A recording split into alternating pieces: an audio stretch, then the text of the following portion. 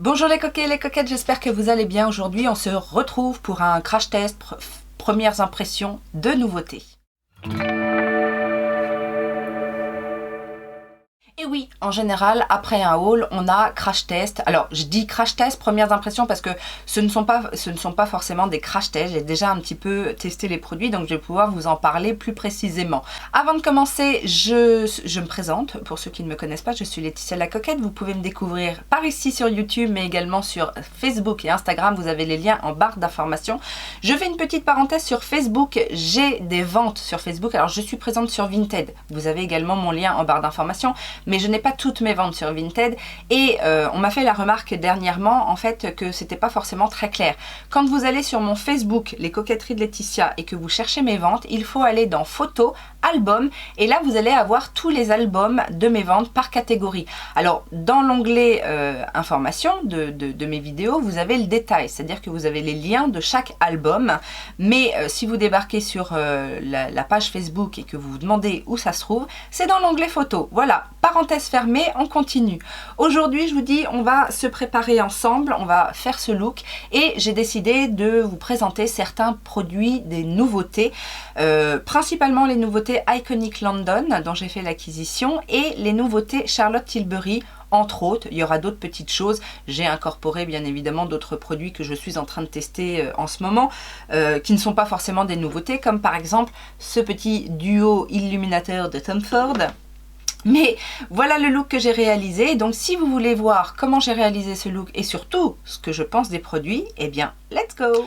On commence donc avec la base de chez Iconic London, la Underglow Blurring Primer, base lissante, qui se présente comme ça, en flacon avec un format pipette. Donc la marque nous dit, cet élixir diaphane se fond parfaitement à votre peau pour créer un sublime et doux fini semi-satiné, infusé de protection contre la lumière bleue, de vitamine C et de perles fines pour une peau fraîche et protégée. Donc bien secouer avant utilisation, après avoir hydraté votre peau, appliquez 2 ou 3 gouttes sur l'ensemble du visage ou sur les zones sujettes à briller, puis estampez du bout des doigts. Alors comme je vous disais dans le haul, c'est une base qui est prometteuse pour moi parce que la texture est super agréable, ça glisse sous le doigt, ça laisse un effet effectivement lissé à la peau. Un léger glow, mais vous savez, la trappe lumière, en fait, à la limite pour les personnes qui mettent rien par-dessus, ça peut se porter tout seul. Ça vient juste lisser le grain de peau et sublimer, en fait, le naturel de la peau. Pour l'instant, ce que j'en pense, c'est vraiment que du positif. Ça se comporte très bien avec tous les fonds de teint que j'ai utilisés. Il y a effectivement un joli rendu tout au long de la journée. Ça hydrate aussi en même temps. Et je pense que le complexe, effectivement, vitamine C et les autres ingrédients fait que au fur et à mesure de l'utilisation, ça va être bon pour la peau. Je vais appliquer maintenant le correcteur avant le fond de teint. Je vais vous expliquer pourquoi après. On va travailler avec le Beautiful Radiant Concealer de chez Charlotte Tilbury que j'ai en teinte 4.5 fer pâle. Alors il nous promet plein de choses, hein, comme d'habitude avec Charlotte. Ils nous disent dissimule, corrige, illumine et rehausse l'apparence de la peau. Couvrance modulable moyenne, tenue 16 heures. Alors la teinte 4,5 fer pâle est effectivement un petit peu claire pour moi actuellement, mais elle permet voilà, d'illuminer le dessous de l'œil, donc ça ne me dérange pas trop et elle sera certainement très bonne pour cet hiver. Je trouve la texture un petit peu épaisse. Je le travaille à l'éponge parce que pour moi au pinceau, la texture étant trop épaisse, j'arrive pas assez à fondre, donc il faut que j'étale la texture au pinceau, qu'après je vienne faire fondre avec les doigts. C'est un petit peu plus long qu'avec l'éponge. Je trouve que ça se diffuse mieux. Alors effectivement la couvrance est bonne, sauf que moi j'ai pas besoin d'énormément de couvrance, donc c'est pour ça qu'à l'éponge c'est pas mal, et surtout ça laisse pas trop de matière autour de l'œil parce que je vous disais que j'étais un petit peu mitigée sur ce produit là parce que je trouve qu'il assèche mon contour de l'œil au fur et à mesure de la journée.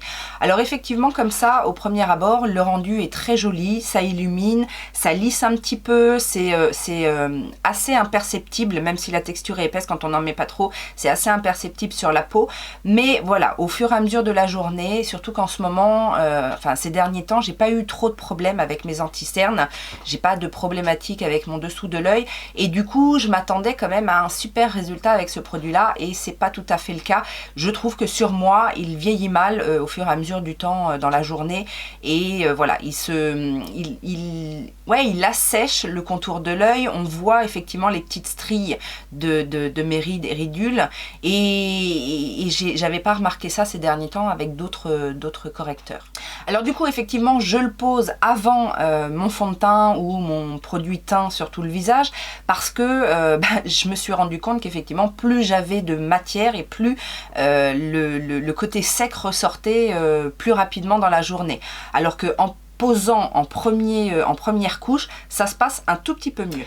On va maintenant passer au produit pour le teint et aujourd'hui j'ai décidé de vous montrer en action le Super Mother Blurring Skin Tint de chez Iconic London que j'ai pris en teinte Warm Fair.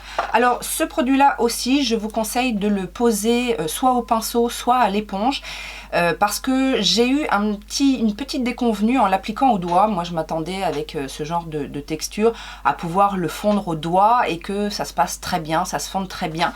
Et en l'appliquant comme ça à certaines zones, notamment autour du nez, autour de la bouche, j'ai eu comme des petits amas de matière, un peu comme si j'avais des zones de sécheresse alors que je n'ai pas vraiment de zone de sécheresse. Mais à l'éponge et au pinceau, aucun souci. Alors, ce fluide teinté effet flouté, qu'est-ce qu'on nous dit dessus?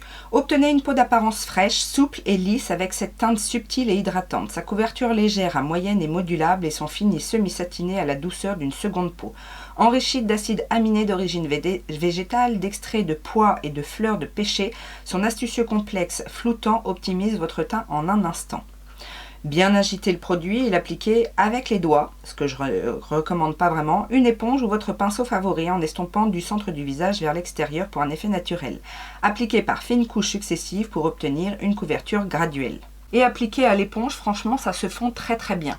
Alors il a effectivement un petit aspect flouteur. Maintenant, c'est pas, je pense, révolutionnaire. Vous me direz si vous avez des pores apparents et que vous avez testé ce produit-là, si vous avez trouvé qu'il y avait un gros travail au niveau du floutage des pores. Mais moi, je trouve que voilà, il fait une belle peau. C'est un rendu vraiment très très naturel. Et comme vous pouvez le constater, il unifie très bien le teint.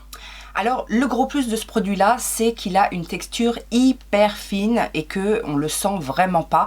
On le sent un petit peu à l'application bien évidemment, mais une fois qu'il sèche, on ne le sent plus du tout. C'est comme si vous n'aviez rien sur la peau et il tient très très bien. Alors l'avantage de cette texture hyper fine, c'est qu'effectivement vous pouvez rajouter une couche ou deux pour essayer de moduler la couvrance. Maintenant ça reste un produit avec une couvrance légère. Moi j'en rajoute toujours un petit peu au centre du visage parce que c'est là où j'ai le plus de choses à camoufler. Maintenant si vous avez des cicatrices, des taches importantes, ce ne sera pas le produit qui va venir corriger ça. Cela dit, vous pouvez très bien utiliser le fluide teinté et venir corriger au correcteur sans problème certaines zones. Je vous dis, il fonctionne assez bien en surcouche. Pour le bronzer, je vais utiliser celui de chez Revolution dans la gamme Simpson, la collaboration Simpson que j'ai en teinte Radiant. Je l'ai testé une première fois et j'ai beaucoup aimé en fait, que ce soit au niveau de la teinte et au niveau de la texture. Donc je vais vous montrer rapidement son application à l'éponge.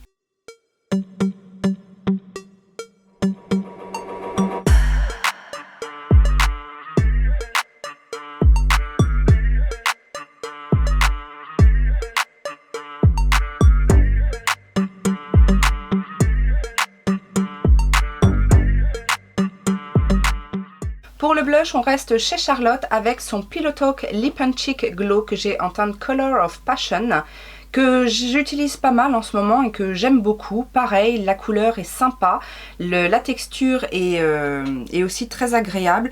Je peux l'utiliser que ce soit au doigt, à l'éponge ou même au pinceau. Alors il y a une texture effectivement un petit peu grasse, surtout quand on l'applique au doigt, mais ça reste pas. Je trouve que ça se fond très très bien. Il y a un petit côté glow qui est plutôt effet bonne santé sur la peau et il y a une bonne tenue. J'avais un peu peur en fait de la tenue et finalement ça se passe très très bien et le rendu est super naturel. La couleur comme ça dans le pan peut faire peur, mais comme les produits de Charlotte en général, il y a une pigmentation qui reste assez naturelle, même dans les produits les plus pigmentés. En highlighter, blush highlighter, ça peut servir des deux. Je vais utiliser le Beauty Light Wand en teinte Peach Gasm qui va venir en fait un petit peu rehausser le blush et également donner un petit glow très naturel. Bon, vous savez que je les aime, hein, ces produits-là, c'est des best-of. Pour le centre du visage, je vais utiliser la poudre de chez Huda Beauty, la Easy Bake en teinte Cherry Blossom Cake, qui est cette teinte un petit peu rosée. Donc je la dépose à la houppette sur le centre du visage, vraiment au niveau des ailes du nez, du menton, du front. Mais je m'arrête là, je vais mettre une autre poudre en fait sur le contour de mon visage. Et cette poudre, c'est la nouvelle poudre de chez Charlotte, la Airbrush Brightening Flawless Finish Powder, qui est censée être une poudre lumineuse. Alors, je vous avais dit, quand je vous l'ai montré en haul, qu'elle s'était mal comportée. Alors justement, elle s'est mal comportée avec ce produit-là, mais quand je l'ai appliqué justement au doigt. Alors c'est pour ça que je vous dis, je ne conseille pas forcément l'application au doigt, parce que déjà le produit seul était un petit peu difficile à faire pénétrer sur certaines zones du visage, et qu'en plus j'ai eu un effet de matière en appliquant cette poudre. Alors, on va retenter aujourd'hui, voir comment elle fonctionne. Je l'ai essayé sur d'autres fonds de teint et ça n'a pas fait cette espèce d'amas de matière. Vous savez, ça s'est logé un petit peu dans les pores. Maintenant, là, la base lisse les pores. Le produit appliqué à l'éponge fonctionne assez bien. Donc, je vais retenter cette poudre.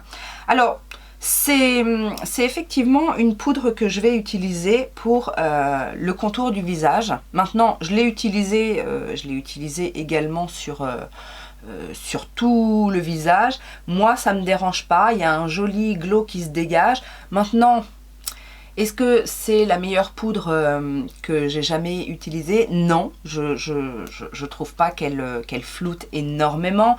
Elle est fine, mais alors, est-ce qu'avec le temps, je vais changer d'avis? Parce que pour l'autre poudre, mon avis a changé avec le temps, avec ma peau aussi. Mais c'est pareil, c'est pas un grand coup de cœur. J'ai d'autres poudres que j'aime beaucoup plus. Je fais une petite aparté, mais j'ai notamment en ce moment, j'utilise la poudre de chez Jeffree Star, la Magic Star, mais en version lumineuse, qui est vraiment magnifique et qui a un joli rendu lumineux, un vrai rendu lumineux. Là, c'est ouais, c'est pas une poudre matifiante, mais c'est pas non plus ce que moi j'appelle une poudre lumineuse.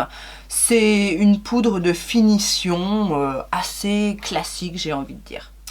Et donc du coup, comme avec cette poudre, j'ai pas le lumineux que je veux, je vais rajouter une petite touche de ce produit-là, qui est le Skin Illuminating Powder Duo de la marque Tom Ford, que j'ai en teinte 01 Moonlight. Et ça, je vous ai dit, c'est un coup de cœur. Que ce soit la poudre lumineuse claire ou la plus foncée. D'ailleurs, aujourd'hui, ce que je vais faire, c'est que comme j'ai encore quelques couleurs d'été, eh ben, je vais mélanger les deux. Voilà, tout simplement. Et alors là, on a effectivement un joli glow qui se dégage. On a effectivement aussi une action sur la texture de peau. Ça vient lisser, vraiment donner un aspect ouais, lisse, lumineux, sans que ça se voit, sans qu'on voit effectivement qu'on a une poudre sur le visage. Et c'est même ce que je vais utiliser aujourd'hui en highlighter. Donc je vais utiliser la plus claire, parce que on a la possibilité effectivement d'intensifier un petit peu. Alors ça restera un highlighter très naturel, mais très joli sur la peau. Et alors là, avec ça, à mon avis, si vous avez un petit peu de texture de peau, c'est le genre d'highlighter naturel qui peut pas, voilà, qui peut pas faire de dégâts, parce que vraiment ça rend un très très joli effet glowy à la peau sans marquer quoi que ce soit. Je vais faire un rapide maquillage des yeux avec ce produit de la marque Aiko. Ce sont les Galactic Lip Gloss et là j'utilise la teinte rétrograde. J'avais acheté ces produits là il y a un petit moment et je l'ai testé dernièrement pour donner soit un petit coup de lumineux à un make-up, soit tout seul comme ça. Je l'étale grossièrement sur la paupière mobile et après je viens tapoter en fait jusqu'à ce que je sente que le produit sèche. Et comme c'est un produit un petit peu en transparence, mais la couleur rétrograde est un petit peu colorée, un petit peu plus colorée que les autres, qui ressemblent plus à des paillettes qu'on pourrait mettre en topper de maquillage. Celle-ci est légèrement colorée, donc ça fait une petite ombre et ça peut se suffire, ce fard peut se suffire à lui-même. Je vais rajouter un petit peu de la teinte Stardust qui est un petit peu plus claire en coin interne, et pareil, je fais la même chose avec un pinceau. C'est ce qui va servir en fait de touche lumière, et comme vous pouvez le constater, ça fonctionne très bien. Me revoilà maquillage terminé. Je vais vous expliquer rapidement ce que j'ai fait. J'ai fait un trait d'eyeliner avec cet eyeliner de chez Marc Jacobs, donc qui se retrouve plus, qui est une teinte un petit peu bronze doré. J'ai mis mon mascara comme d'habitude, le Smoky Lash. J'ai fait un petit trait dans la muqueuse avec pareil mon crayon illuminateur The Body Shop, les sourcils avec le produit de chez Tarte. Tout ça c'est dans ma rotation make-up, hein, donc enfin par le liner. J'ai fixé avec le spray donc de chez Iconic London. Je me suis dit tant qu'à faire autant utiliser les produits de la même gamme. Et sur les lèvres j'ai mis le fameux rouge à lèvres de chez Charlotte Tilbury, là en révolution, en matte révolution So 90s, avec un contour des lèvres. Alors ça c'est effectivement une nouveauté pour moi, puisque ça fait partie des produits que je teste en ce moment, et j'aime bien le lip liner là de chez Yves Rocher que j'ai en teinte rouge foncé. Et je vais vous faire un petit récap effectivement de ce qu'on a utilisé aujourd'hui. Alors le produit coup de cœur, on va dire, c'est enfin un des produits coup de cœur parce que j'en ai d'autres, mais dans les nouveautés c'est la base de chez Iconic London, la Blurring Primer Underglow. Parce que je vous dis, la texture est vraiment très agréable, ça se fond bien, ça fait bien le job, ça sent bon, enfin ça sent bon. Il n'y a pas un fort parfum, mais je veux dire, c'est tellement agréable à utiliser, ça laisse un toucher tellement lisse à la peau, ça fait ce que ça dit en fait. Donc ça, oui, c'est un gros coup de cœur. Le Blurring Skin Tint, c'est un bon produit, j'aime bien. Si vous aimez les choses naturelles, les textures super légères, les rendus effectivement très naturels. Maintenant, pour avoir ce que j'ai obtenu aujourd'hui en termes de couvrance, parce que bon, si vous voulez quelque chose de plus couvrant, allez vers un fond de teint plus couvrant. Le cumul des couches n'est pas très économique, j'ai envie de vous dire, parce que en gros je mets 2 pressions pour faire tout le visage, et si je veux rajouter de la couvrance, je remets encore une pression que je concentre au centre du visage. Donc je recommande, si en règle générale vous voulez quelque chose de très naturel, si vous voulez tous les jours construire quelque chose avec ce produit là, je vous dis c'est pas très économique. Mais en tout cas, le résultat est très satisfaisant et c'est très joli. Par contre, à voir, faites vos tests, que ce soit au doigt, au pinceau ou à l'éponge, parce que moi j'ai noté que c'était pas tout à fait la même chose avec l'un ou l'autre des outils. Bon, le correcteur, vous comprendrez que c'est pas mon correcteur préféré. Certes, il fait un joli rendu sur le moment, mais dans le temps, c'est pas terrible. Donc effectivement, je le réserverai peut-être pour des maquillages de soirée. À la limite, je sais que ça va pas durer énormément ça va pas durer 12 heures. Et c'est pas mon préféré non plus parce qu'il demande une certaine technique. C'est-à-dire que vous avez vu, il faut que je le travaille en premier. Moi, en général, c'est pas dans mes habitudes. En général, j'utilise mon concealer après le fond de teint justement pour venir corriger ce que j'ai à corriger. Le fait aussi que ce soit une texture épaisse qui demande à ce que je le travaille à l'éponge uniquement. Bref, dans ma façon de faire, c'est pas le correcteur le plus facile à utiliser, et je vous dis, ce côté un petit peu sécos en fin de journée me dérange un petit peu. Cela dit, au niveau du rendu direct, c'est pas mal. C'est une bonne couvrance, il lisse bien le contour de l'œil, mais c'est dommage que ça ne dure pas dans le temps pour moi en tout cas. Et la poudre, la poudre c'est pareil, elle fait pas de miracle. C'est pas une mauvaise poudre, c'est pas la plus lumineuse, c'est pas encore un coup de cœur. Alors peut-être que ça changera avec le temps, ça m'arrive parfois avec les produits Charlotte Tilbury, mais ça n'a pas été la révélation que j'ai pu entendre chez certaines personnes. Donc voilà, j'ai d'autres poudres, surtout si on prend le fait que moi je l'ai acheté pour avoir une poudre lumineuse. Donc, et puis le fait qu'elle se soit mal comportée sur un produit, ça laisse supposer que voilà, ça marche pas à tous les coups non plus. Par contre, pour les autres produits Charlotte Tilbury, que ce soit le Beauty Light Wand, bah ça je connaissais déjà, donc voilà, j'aime bien. Si j'en ai racheté une autre teinte, c'est que j'aime bien. Le blush Lip and Cheek Glow, et bah bizarrement, j'aime plus que ce que je pensais. Je voulais tester pour me faire mon propre avis. Effectivement, j'aime bien. Je trouve vraiment le rendu très joli. Ça met pas l'emphase sur la texture de peau non plus. Ça tient. Finalement, ça sèche, mais en gardant le côté glowy. Et en plus, ça fonctionne bien. Alors là, je l'ai mis avant de poudrer, mais je l'ai déjà testé après avoir poudré mon teint et ça fonctionne tout aussi bien. Et voilà. Donc ça, c'est un bon produit que je ne regrette pas. Je connaissais la version classique, mais la teinte Cherry Blossom est effectivement une très jolie teinte en plus. Je suis contente de l'avoir en plus de ma Cupcake. Principalement pour le centre du visage, parce que du coup, elle va matifier, elle va lisser le grain de peau. C'est aussi pour ça que je l'utilise sur cette zone-là. Elle ne fait pas d'effet de matière. Elle ne se sent pas finalement, même si je le mets... Parce que moi, la poudre, c'est tout l'un ou tout l'autre. Soit ça passe à la houppette, soit ça passe pas du tout, ça fait effet de matière et là ça fait pas du tout. Donc je suis contente d'avoir fait l'acquisition de cette poudre. Alors le bronzer Révolution, qui n'a rien à faire dans tout ça parce qu'on était quand même orienté luxe hein, aujourd'hui.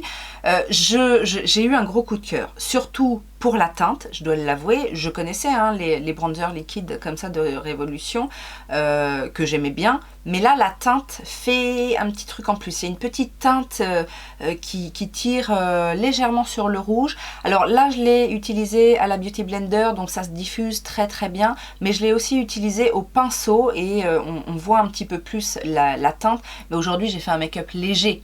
Oui, c'est un make-up léger ça.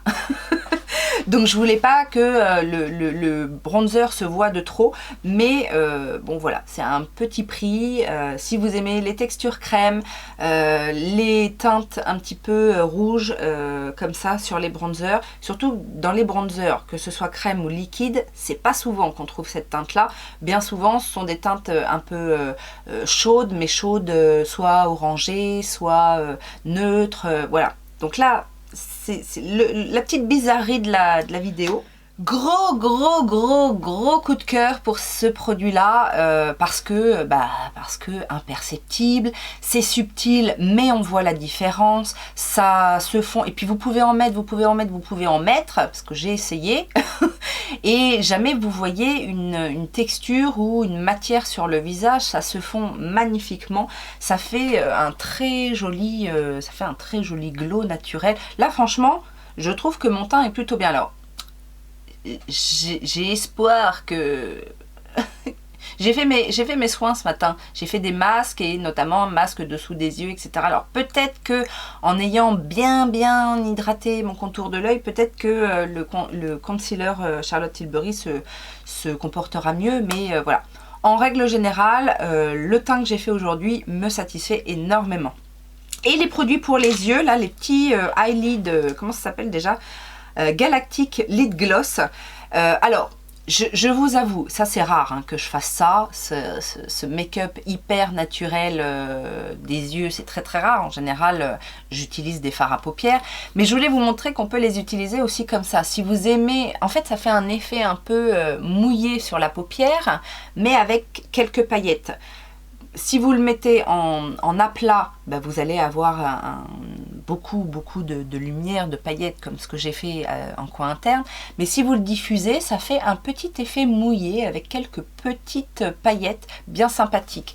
Cela dit, je préfère les utiliser en topper de fard pour ajouter de la paillette, pour ajouter de la lumière, mais ça fonctionne bien, ça tient bien, ça fait pas migrer le fard, ça fait pas creaser les fards au fur et à mesure. Alors faut bien, vous avez vu, hein, faut bien tapoter, même sur un fard à paupières, faut y aller tout doucement, faut tapoter, attendre que ça sèche. Si vous voulez rajouter des paillettes, vous retapotez un peu de matière. Faut y aller petit à petit, hein, faut pas y aller à la truelle, parce que là, effectivement, il y a un effet mouillé dans le produit. Donc il faut savoir travailler ces produits-là. Mais franchement, je les ai utilisés un petit peu à toutes les sauces et j'aime bien.